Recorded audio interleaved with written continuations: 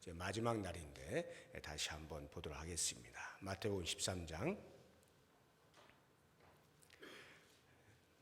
52절 한 절만 51절 52절 두 절을 보죠. 마태복음 13장 51절 52절 우리 같이 한 목소리 읽겠습니다. 이 모든 것을 깨달았느냐 하시니 대답하되 그러하오이다. 예수께서 이르시되 그러므로 천국의 제자된 서기관마다 마치 새 것과 옛 것을 그 곳간에서 내오는 집주인과 같으니라. 아멘. 이 마태복음 13장에 나오는 그 하나님 나라의 비유는 일반적으로 이야기할 때는 7가지라 이렇게 이야기를 합니다. 저는 여러분들이 8가지라고 말씀을 드렸는데 오늘 보게 되는 이 비유를 합하여서 이제 8가지고요.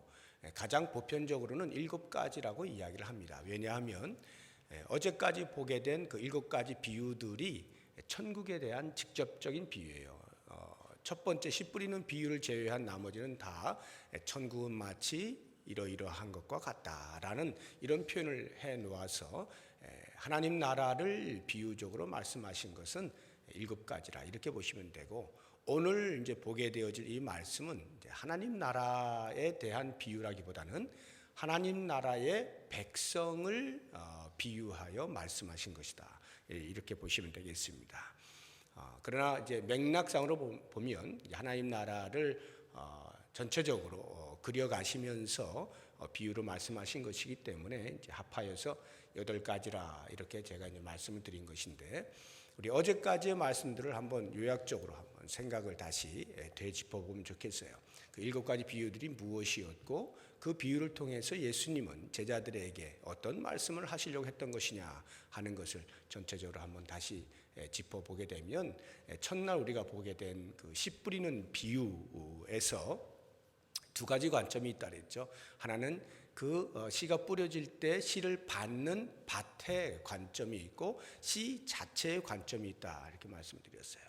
이 밭의 관점이라고 하면은 길가에 떨어진 씨가 있고 돌밭에 그리고 가시떨기에 그리고 좋은 땅에 떨어진 씨가 있죠. 그 길가에 떨어진 씨라고 하는 것에서 우리는 우리의 마음의 강팍함을 경계해야 된다라고 하는 것입니다. 말씀을 그냥 흘려듣지 말아라 하는 것이고요. 이 돌밭에 떨어진 씨라고 하는 것은 우리가 감정에 따라서 왔다 갔다 하는 그러한 신앙생활을 하면 안 된다는 거예요. 전인격적인 반응을 할 수 있어야 한다 하는 것이고요. 이 가시떨기에 떨어진 씨라고 하는 것은 잘 자라는 것 같다가 어떤 세상의 염려들, 근심, 걱정들이 다가올 때에 그만 더 이상 자라나지 못한다는 것인데, 이것은 우리가 혹시라도 경건을 하나님을 섬기는 것을 우리의 이익의 재료로 삼으면 안 된다라고 하는 것입니다. 다시 말하면 이 땅의 욕심들을 버릴 수 있어야 한다는 것이고, 좋은 땅에 떨어진 씨라고 하는 것은 하나님의 말씀을 들을 때 말씀 그 자체를 그대로 수용하는 삶, 말씀대로 살아내는 삶을 의미하는 것이죠. 이러한 그 씨를 받는 밭의 관점이 있는가 하면 씨의 관점이 있는데, 이 씨 뿌리는 비유에서는 이 씨의 관점이 훨씬 더 중요합니다. 씨의 관점이라고 하는 것은 이 씨가 복음임에도 불구하고 하나님의 나라의 도래와 함께 복음이 들어와서 사람들을 깨부수고 변화를 시켜야 되는데, 이 비유를 통해서 보는 것은 오히려 새에게 먹히고 더 이상 자라나지 못하는 이러한 사탄의 방해가 여전히 남아있다 이 말이에요.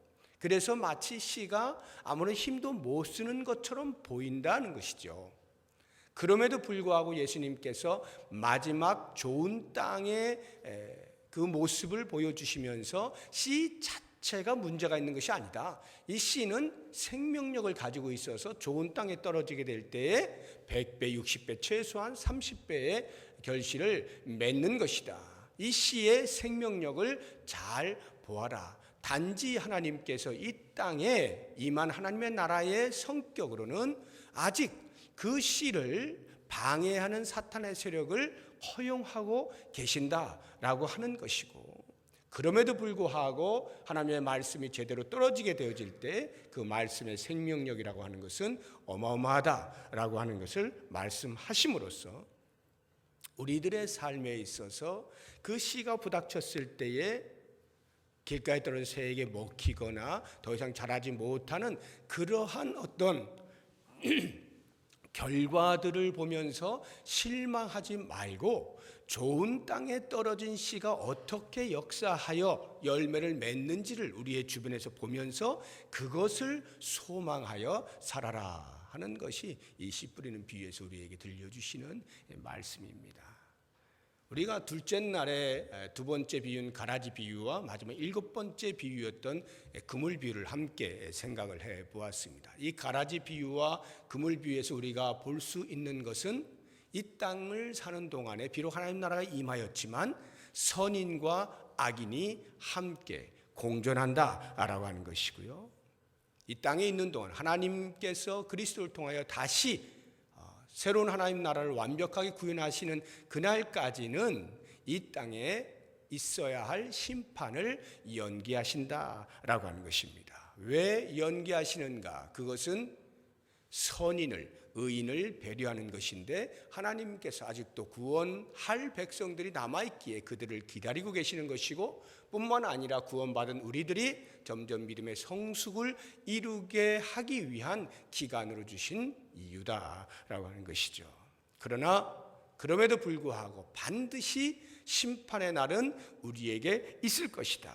그 날에는 양과 염소가 선인과 악인이 그리스도 안에 있는 자와 밖에 있는 자가 선명하게 분류가 될 것입니다. 그렇기 때문에 우리가 이 땅을 사는 동안에 하나님께서 심판하실 그날을 바라보면서 심판은 주님께 맡겨라, 원수 갚는 것을 주님께 맡기고 살아라 라고 하는 것이고, 마지막 날 결국 우리들이 해같이 빛날 것에 대한 소망을 가지고 믿음의 경주를 끝까지 완수해라 라고 하는 것이고, 이 땅을 사는 동안에 우리들에게 맡겨진 사명에 충실하여서 하나님께서 우리를 통하여서 극상품 포도 열매를 맺기 원하시는 대로 그 열매들을 맺어드리자라고 하는 것입니다.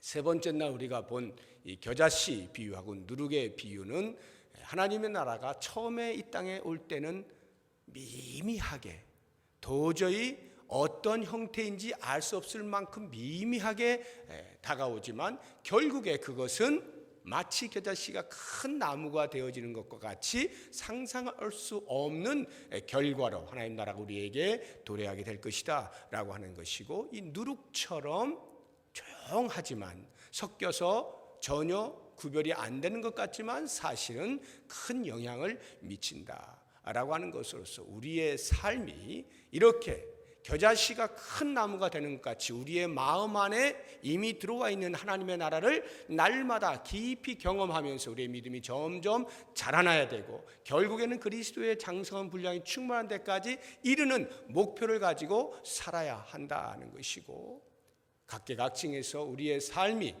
어느 곳에 있든지 누구를 만나든지 무엇에서 섬기고 봉사하고 일하고 있든지 그 주변을 그리스도인으로서의 이름 없이 빛도 없이 살지만 들레지 아니하지만 조용한 가운데서도 그들을 하나님의 말씀으로 우리의 복된 삶을 통해서 큰 선한 영향력을 미치며 살아야 한다라고 하는 것이 이 겨자씨와 누룩의 비유에서 우리가 본 것입니다.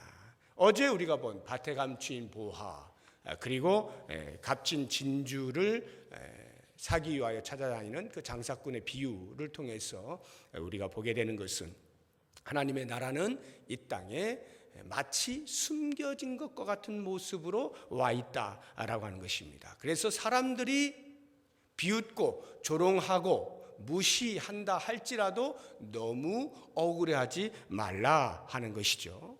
왜냐하면 그 숨겨진 듯이 다가온 하나님의 나라는 누군가에 의해서는 반드시 발견이 되기 때문이고, 그 발견이 바로 우리가 주체다라고 하는 것이, 우리의 눈에 보여졌다라고 하는 것, 이것이 하나님의 신비라는 것이죠.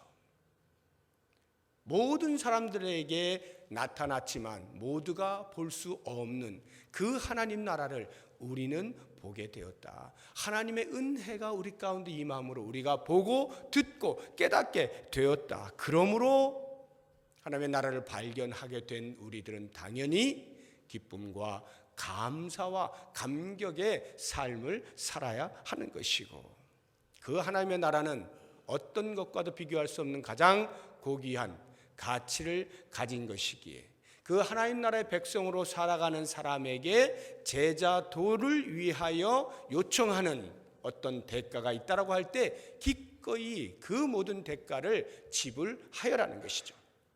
세상과의 결별이 요청되어질 때 그것을 너무 두려워하지 말라는 것입니다. 왜냐하면 모든 것을 다 팔아서라도 소유할 가치가 있는 것이 하나님의 나라이기 때문에 그렇습니다. 그래서 우리의 삶에 때로는 세상의 것들을 놓지 못하는 미련이 있을 때에, 그러나 그것이 그리스도를 중심으로 살아가는 제자도에 반드시 버려야 할 것이라고 한다면 기꺼이 내려놓고, 그와 같은 것들이 우리가 쉽게 이야기하면 희생이요 헌신이라 하지만 사실은 가장 가치 있는 것을 발견한 자의 당연한 반응이고 상식이고 어쩌면 그것은 특권이다라고 하는 차원에서 우리가 우리를 희생하고 헌신하는 것을 억울해하는 것이 아니라 하나님 나라를 제대로 알고 있는 사람의 마땅한 삶으로 그렇게 살아야 한다라고 하는 것입니다. 자, 이와 같은 7가지 하나님 나라에 대한 비유의 말씀들을 다 하시고 나서 예수님께서 오늘 이제 말씀해 보게 되면 마지막 이 모든 7가지 비유를 요약을 하고 종합을 한다라고 생각을 하시면 됩니다. 그리고는 오늘 마지막 비유를 주시는 것이 이미 말씀을 드린 것처럼 하나님 나라에 대한 비유가 아니라 하나님 나라의 백성, 하나님 나라를 소유한 자에게 어떻게 살아야 하느냐라고 하는 것을 직접적으로 가르쳐 주시기 위하여 드신 비유다라고 하는 것입니다. 다시 오늘 말씀을 보시기 바랍니다. 예수님께서 그 비유를 말씀하시기 전에 먼저 제자들에게 질문을 하죠. 51절 보니까 이 모든 것을 깨달았느냐. 지금까지 내가 7가지 비유를 들었는데 그 하나님 나라를 비유로 들은 이 것들에 대하여 다 깨달았느냐 물으시는 이 질문을 통해서 지금 예수님께서 제자들에게 말씀하시고자 하는 하나님 나라, 알려주고 싶은 그 하나님의 나라가 얼마나 중요하냐라고 하는 것과 이제 내가 결론의 말씀으로 너희에게 전달을 하려고 하는데 이것이 내가 지금까지 말한 것들에 대하여 얼마만큼의 비중을 갖는 것인지를 너희가 알아야 한다라고 하는 것을 담은 질문의 말씀이에요. 이 모든 것을 깨달았느냐? 그때 제자들이 대답을 하죠. 네, 그렇습니다. 왜 그렇게 대답을 하느냐 하면 그들이 다 이해가 되지 아니한 비유들에 대해서는 예수님께 직접적으로 질문을 던지지 않습니까? 그래서 예수님으로부터 자세한 설명까지 들어가면서 그 7가지 비유들에 대하여 다 이해를 하였기 때문에 제자들이 대답을 하는 거예요. 네, 그렇습니다. 자, 예수님께서 그와 같은 대답을 들었을 때에 너희가 이 모든 것을 다 깨달았느냐? 즉 하나님 나라가 어떠하다라는 것을 너희가 이성적으로 깨달았느냐? 그리고 너희의 가슴에서부터 그런 하나님의 나라에 나는 과연 어떻게 살아야 할 것인가에 대하여, 그래서 제자도에 필요한 마땅히 지불해야 될 어떤 대가들에 대해서 너희들이 기꺼이 지불하고자 하느냐? 정말로 하나님 나라의 백성으로서의 삶을 살기로 작정하느냐라고 하는 질문 앞에 제자들이 네, 그렇게 하겠습니다. 그럴 것입니다. 이렇게 대답을 했을 때에 예수님께서 최종적으로 종합해서 그래, 그렇다고 한다면 이제 너희들은 이렇게 살아다오 라고 직접적으로 하나님 나라의 백성에게 대하여 요청하시는 말씀이 이 52절 마지막 비유가 되는 것입니다. 이 비유의 내용이 이런 것입니다.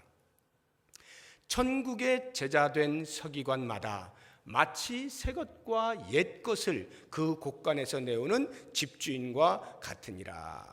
이 말씀에서 예수님께서는 그 제자들을 향하여 너희는 천국의 제자된 서기관이다 이렇게 비유로 말씀해 주고 있는 것입니다. 자, 이 천국의 제자된 서기관이란 말이 무슨 말일까요? 서기관 하면 당시에 서기관은 유대교 전승의 계승자라 이렇게 보시면 됩니다. 율법에 정통한 사람입니다. 그래서 그 율법을 옮겨 쓰죠. 필사한다는 말이에요. 필사자입니다. 뿐만 아니라 그 율법을 해석하는 권한이 있고 해석하는 법을 배운 사람들입니다. 그래서 그 율법을 백성들에게 가르치는 사람이고요. 그 율법을 전통적으로 대대로 내려갈 수 있도록 보존하는 사람이 서기관이었습니다. 그런데 예수님께서 제자들을 가리켜 말씀하시는 것이 너희는 천국의 제자 된 서기관이다. 이렇게 말씀을 하시는 거예요. 당시의 서기관은 율법에는 정통을 했습니다. 구약에 흐르고 있는 하나님의 말씀을 정통을 했습니다. 그런데 놀랍게도 이들은 그 구약에서 그토록 예언해 놓고 지향하고 있는 메시아 예수 그리스도에 대하여 눈으로 지금 보고 있으면서도 그 예수 그리스도를 알지 못하는 거예요. 그리스도께서 전하시는 복음에 대하여서는 무지하는 것입니다. 아니 어쩌면 거부하고 배척을 하는 것입니다. 이것이 당시의 서기관들이었어요. 그런데 예수님께서는 제자들에게 말씀하시는 거예요. 너희는 그런 서기관이 아니라 천국의 제자 된 서기관이다. 그래서 이 천국의 제자 된 서기관은 어떠한 삶을 살아야 하느냐라고 하는 것이 그 뒤에 두 가지로 나오는 거예요. 보시게 되면 마치 새 것과 옛 것을 그 곳간에서 내오는 집주인과 같이 살아야 하는 것이야 라고 말씀하시는데, 여기에서 두 가지란 처음에는 옛 것과 새 것을 같이 내오는 사람이라고 하는 의미고요. 또 다른 하나는 그 옛 것과 새 것을 내오는 사람, 내온다라고 하는 것에 강조를 두고 있는 거예요. 자, 그러면 옛 것과 새 것을 함께 가지고 온다라고 하는 이 강조점은 무엇을 의미하느냐 하면, 여기 옛 것이란 당연히 구약의 말씀을 이야기하는 것이고, 새 것이란 지금 예수님께서 이 땅에 오셔서 공생애로 말씀을 선포하고 있는 그 복음을 이야기하는 것입니다. 구약과 신약 이 두 가지를 함께 내오는 게 천국의 제자된 서기관이에요. 서기관들은 구약밖에 몰랐던 거예요. 율법밖에 몰랐던 거예요. 그런데 율법이라도 정확히 알았다면 그 속에 흐르는 하나님의 마음과 온 인류를 향한 구원의 소식, 복음에 대해서 어느 정도는 감을 잡았어야 하는데 그것마저도 제대로 감을 잡지 못하였어요. 예수님께서 제자들에게 이야기하는 거예요. 너희들은 율법에 대해서 정확히 이해를 해라. 율법 속에 흐르고 있는 인류를 향한 하나님의 구속사를 정확히 바라보아라. 그리고 이제 내가 직접적으로 하나님 나라의 왕으로서, 하나님의 아들로서 이 땅에 와서 전하고 있는 이 복음을 정확히 이해해야 된다. 그래서 이 율법과 복음 이 두 가지가 적절하게 조화를 이루면서 온 인류에게 필요하다라고 하는 것을 너희들이 알고 그 율법과 복음에 정통한 사람이 되어야 한다라고 하는 거예요. 하나님 나라의 백성은 하나님의 말씀, 신구약 전체에 흐르고 있는 하나님의 마음, 구원이 어떻게 이루어지는지 창세기에서부터 요한계시록까지 면면이 흐르고 있는 그 하나님의 마음을 정확히 꿰뚫어 볼 수 있어야 한다라고 하는 것입니다. 그리고 두 번째 요청하는 것이 바로 그와 같은 신약과 구약 전체의 조화를 이제는 곳간에서 내오는 주인과 같이 살아야 한다 이 말이에요. 이 내온다라고 하는 것은 왜 내오겠어요? 곳간에서 내오는 것이 식량 아니겠습니까? 식량을 내와서 식솔들을 먹여 살리는 것이죠. 찾아오는 손님들, 나그네들을 먹여 살리는 것입니다. 집주인은 곳간에서 그러한 식량들을 내와서 사람들에게 베푸는 역할을 하는 거예요. 그런 것처럼 천국의 제자 된 서기관들은 이제 하나님 나라가 어떠한가를 정확히 알았다고 한다면, 구약과 신약을 통해서 흐르고 있는 하나님의 나라를 정확히 이해했다고 한다면 그것을 혼자 간직하고 있지 말고 마치 식량을 꺼내서 사람들에게 베푸는 주인과 같이 너희들이 알고 있는 그 하나님의 말씀, 구원의 소식들을 이제는 너희의 가족들에게, 너희 이웃들에게, 그리스도를 필요로 하는 모든 사람들에게 만방의 열방 가운데 나가서 전파하라. 이것이 예수님께서 제자들에게 부탁하고 계시는 말씀이에요. 천국의 제자된 서기관은 이러한 삶을 살아야 한다라고 말씀을 하시는 것입니다.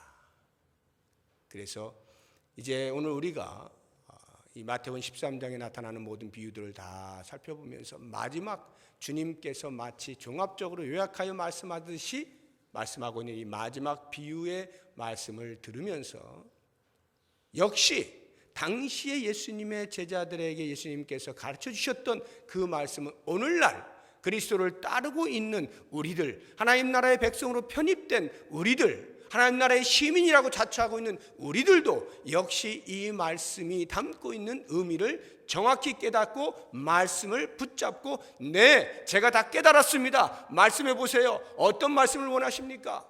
들을 수 있어야 되는 거죠. 그래서 이 땅을 사는 동안에 우리들도 역시 마찬가지로 성경 전체에 흐르고 있는 하나님의 마음을 잘 깨닫고 그 깨달은 말씀들을 혼자 간직하고 있는 것이 아니라 드러내어서 사람들로 하여금 알게 만들어주고 각 사람들에게 소개하고 사람들에게 선포하고 전달하고 그래서 그리스도를 통하여 하나님 나라에 들어올 수 있는 기회들을 모든 사람들에게 제공하는 그 역할이 하나님 나라의 백성된 우리들에게 주어져 있다 하는 것을 기억하시고 이제 2013년이 시작이 되었습니다. 우리가 2013년 교회 표를 화목한 가정, 화목한 교회라 하였습니다. 내적으로는 우리가 화목한 가정들을 만들고 화목한 교회를 이루는 일에 수고를 다해야 할 것입니다. 그리고 이제 외적으로는 하나님께서 우리들에게 요청하고 있는 하나님 나라의 백성으로서의 마땅한 삶, 당연한 삶인 복음 전파, 그리스도를 증거하는 이 일에 매진함으로써 2013년 한 해가 마감될 즈음에 하나님 앞에서 이 내적으로 외적으로 둘 다를 견실하게 잘 감당해서 하나님 앞에 영광을 돌리고 아름다운 열매들을 주렁주렁 맺혀 주 앞에 드릴 수 있는 우리의 삶이 될 수 있기를 주의 이름으로 축복합니다.